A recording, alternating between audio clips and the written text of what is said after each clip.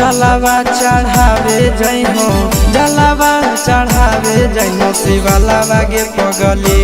गौरा मैया के सैया से मंगी होई है पगलावा गे पगली।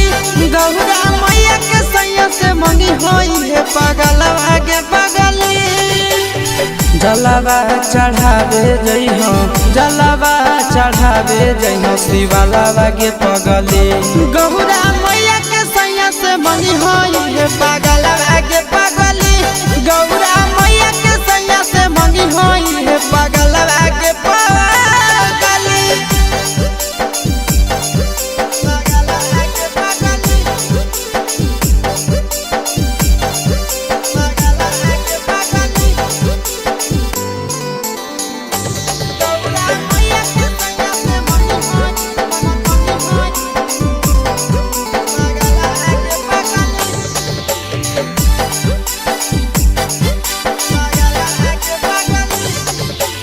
सावन में कदी है भोले बाबा के ढायनावा। सातो जन्म हमरे के मानी है सजनावा। सावन में कदी है भोले बाबा के ढायनावा। सातो जन्म हमरे के मानी है सजनावा। पूजी हो चरनिया, पूजी हो चरनिया मतवालावा के पगली।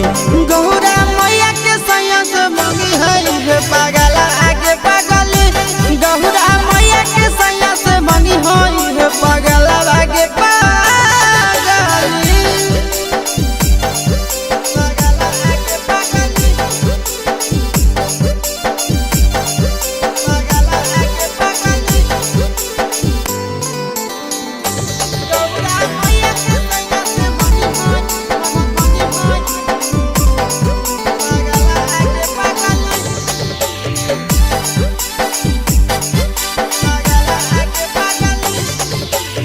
सावन के पहिला सोमारी भूखल रही हो।